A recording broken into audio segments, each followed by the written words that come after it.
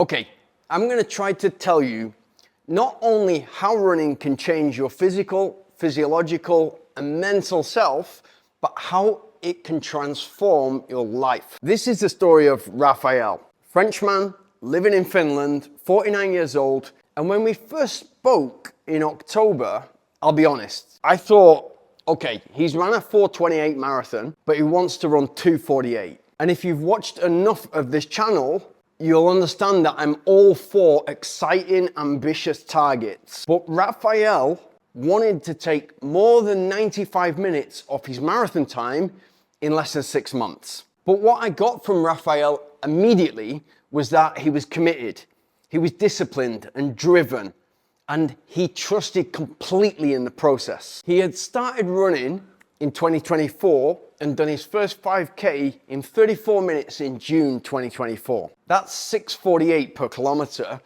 And now he has the goal to run 4 minutes per kilometer for the entire duration of a marathon. It doesn't make sense.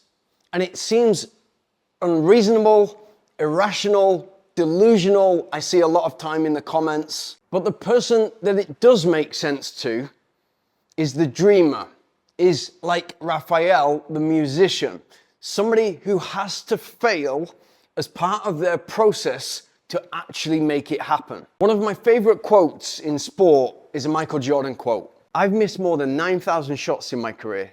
I've lost almost 300 games. 26 times I've been trusted to take the game-winning shot and missed. I've failed over and over and over again in my life. And that is why I succeed. Now, if you can wrap your head around that and understand it deeply enough, then you'll realize how crazy you are to rock up to a marathon once every 6 months and consider it a failure when it's a little bit hotter at Manchester Marathon or London Marathon or Boston Marathon and you run 3:10 instead of the 2:59 you're aiming at. You should realize, if you understand that quote, why you're the crazy one for classing what you've done as a failure. And there's so many examples like that through history. Thomas Edison, famous one, failed 1,000 times before he invented the light bulb. We don't know him for anything else. And his famous quote was, I have not failed, I've just found 10,000 ways that it won't work. J.K. Rowling, who wrote Harry Potter, she was rejected by 12 publishers before Harry Potter was accepted. She was a single mum on welfare when she wrote her first book. Walt Disney was fired by a newspaper editor for lacking imagination, and his first animation studio went bankrupt. Steve Jobs was sacked from Apple, company that he founded, and came back later to transform it into the company that everybody knows today, probably the most famous company in the world. There's a great chapter in Outliers by Malcolm Gladwell, which talks about the 10,000 hour rule. And the general premise is that you practice for 10,000 hours to become good at things. And one of the examples that he gives is the Beatles. The Beatles were written off for a long time because they thought, after Elvis Presley and the bands that had come before, that guitar music was on its way out. And it wasn't until the Beatles had gone across to Hamburg in Germany and worked on the autobahns at these bars that are open all day and night and practiced for 12 hours a day consistently for months and months and months that they gathered those 10,000 hours, came back, and then got a record deal. So Raphael ran his first 5K race in June 2024. That's 6:48 per kilometer.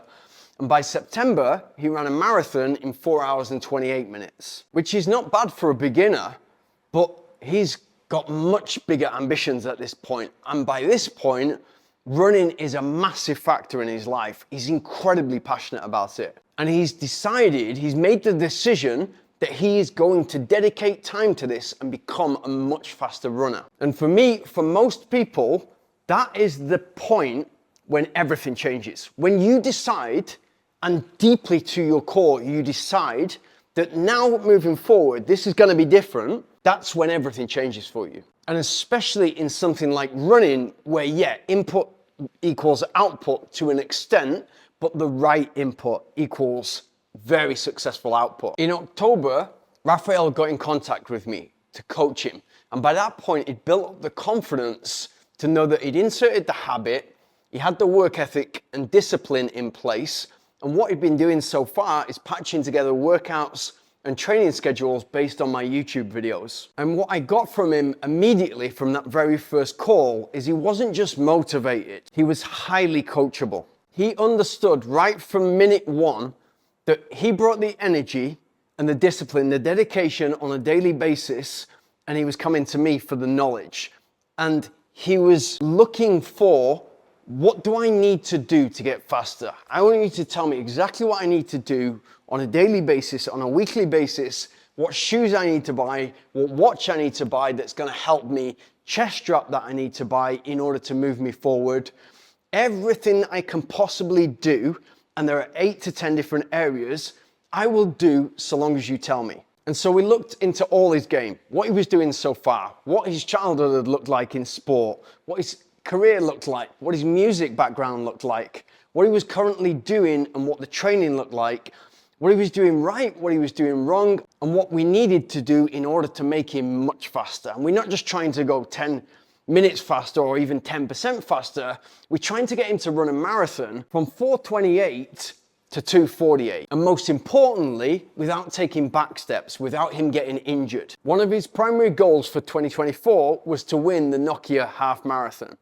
And we had less than 8 weeks to build towards that. But when you look at somebody's training, what they've been doing so far, and especially when they're relatively new to the sport, even if they're following good advice from YouTube, then usually the progression's not in place.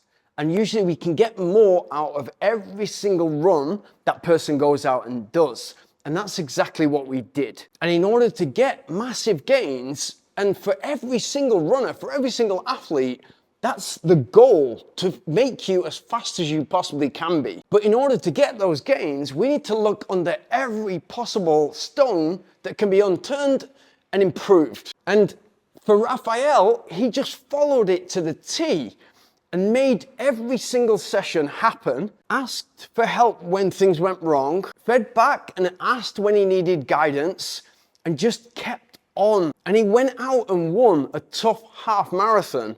Came first place in 1 hour 43 in the snow and in the hills. And that mindset is what we were making on that day when things were not easy. It wasn't flat, it wasn't fast. It was about him going out there and trying to sustain effort for the entire duration of a half marathon. And that's exactly what he did. And that then ticks a massive check in a box for, okay, he's got the mindset. Along with the discipline, the work ethic, and the drive, that mindset is strong as well. So now we've really got something to play with. And time is irrelevant at this stage. What we're trying to do is 5 months later, at the end of May for Stockholm Marathon, run a marathon 95, 100 minutes faster. That's what really counts. So all of these things along the way are just building races, B or C races, in preparation for the main dance. But what they're also doing is getting him used to that process. And because he's used to performing on stage, he's not nervous or anxious before races. He understands, because he listens, that this is the hard work. The training is the hard work. This is the celebration. And if we've done this, if we're prepared, this race will take care of itself. And they say that clever people learn from their own mistakes and geniuses learn from other people's mistakes. In running, if you hit the wall in a marathon, you won't do it again, or you will do everything you possibly can to make sure that doesn't happen again. It's often a lesson that's best learned firsthand because it's such a frustrating and often painful, or at least there's some suffering there. You don't want to go back to that. You don't want to return to that because you've got all this drive in your head, yet your body just can't cooperate. In Raphael's case, what he was doing was, okay, how can I get as fast as I possibly can, as quickly as I possibly can? Okay, I'm going to follow your advice to the T, but that then needs to work and be cemented in his mind that it is working, the process is working, to build confidence along the way. Now, fast forward to spring, now, 2025, and we're now in the final weeks before Stockholm Marathon on May the 31st. So we've put a half marathon in place, and we've had that as part of a bigger long run, a specific marathon session towards the big dance. And the difficulty there often is you've got to be disciplined because you're going to be in a race, you're going to want to be competitive, but you've got to remember this is B or C goal, and therefore we only care about the A goal. We only care about taking that massive chunk of time off our marathon time and going way faster 4 or 5 weeks from now. And so this has to be disciplined.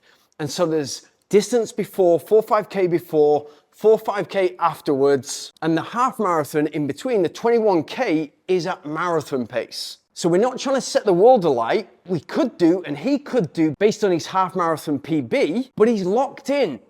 He's trusting the process, and he understands that that is the main goal.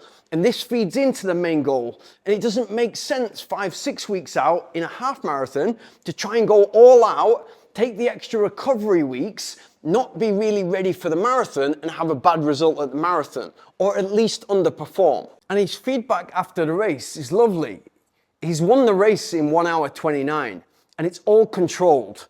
And he said, I wasn't able to do the 4 5K before the race because of the logistics, and so I've had to do that after the race. So he's done a 31.6K long run with that first part at marathon pace and been disciplined enough despite leading the race and winning the race. And in the moment, on the race morning, despite what we discussed the previous weeks, he's made the right decision and adjusted the race and the training session to suit the main goal. And it doesn't matter whether you've got the best coach in the world and you just say, okay, you tell me what to do, I'll do it. You need to still have that level of self-awareness because only you knows how you feel. And when you come to a situation like that, which is quite unique, then it's a difficult session to execute because essentially what it would look like is 4K at marathon pace plus 20%, 21K at marathon pace, and then 4 5K on the back end at marathon pace plus 10% or 20%, plus 10 or 20% slower. And so in order to execute that, the logistics have to be nice and you have to be prepared to start at the back, etc. But to be able to adapt it on the go, and remember, he's only been running for just over a year, it's a big thing. But in his feedback, he said, commented on the nice weather, nice sunshine, cold weather, plus 2 degrees Celsius, the French guy in Finland, which made me laugh right from the beginning because I thought, okay, this must be a love story because Scandinavian women are beautiful and Frenchmen are romantic and like, what's a French guy doing in Finland? But he's commented on the weather and how nice it is. And then he said, as a byproduct of the training, his 5K time has improved by a minute. His 10K time is improved by 10%. He's gone from 44 minutes to 40 minutes. And his half marathon has got considerably faster. But here's the thing, it's not just about the numbers. And if you make it about the numbers, I promise you, it very quickly becomes very boring. Of course, we put a target out there, we go for that target and we want to achieve it. But we saw at the weekend and the week before, if you get to Boston, if you get to London, if you get to Manchester and it's a bit hotter, you're going to be faced with this situation where, okay, there are extra excuses right now why I am not going to succeed today. It's a bit hotter. I'm losing sweat. I'm dehydrated. Maybe I'm cramping a little bit sooner than I usually would be. And the gels are not going in. The stomach's not right. The heat is playing a part in this result. Or you can think, and this is what we're building as a marathon runner, you can think it's the process. And what I'm building is somebody who is brilliant at solving problems on the go because problems will arrive in the marathon. And it's the process, the training process, the racing process, it's the learning and it's the structure and having trust in that process that it will get you to where you want to get to. And right now, Raphael has ran a 1:29 half marathon and he wants to run in 4 or 5 weeks from now, on 31st of May, he wants to run a 2:48, 2:50 marathon. And so you'll see under the comments, it's impossible. It doesn't make sense. If you put those times into a running calculator, it won't make sense. It won't calculate and it'll come out with something slower. But what would the same people and the same running calculators have said about somebody who had ran a 4-hour 28 marathon and wanted to run a sub 1:30 half marathon? I cannot wait to report on Raphael's success or failure. For me, he's already won. He's already won the game of life. But Raphael's story is a reminder of what happens when all that enthusiasm, all that effort, and that ambition, what happens when that meets structure and methodical training. When you bring the discipline and remove the limiting beliefs and have a proper plan in place, big things are going to happen. So go back to September 2024, it's a 4-hour 28 marathon runner. And now we're knocking on the door for 3 hours and beyond. And so that is life-changing in terms of what it will do for his running, but life-changing across the board for every aspect of his life. Because now he is somebody who is able to aim high and follow a process that will get him to where he wants to get to and execute. And when you're applying yourself physically and patiently watching the physiological adaptations while simultaneously improving your mental game, all backed by work ethic and all those good things I always talk about, all of a sudden you're capable of anything in the world. And what will happen when he goes from 4 hours and 28 for the marathon to sub 3, people will say, oh, you're genetically gifted. Or it's your VO2 max. Or you're different to me and it's not possible for me. And he'll be able to say, no, I'm Raphael. And when I put my mind to something, I get it done because that's who I am. That's my character. You be whoever you want to be.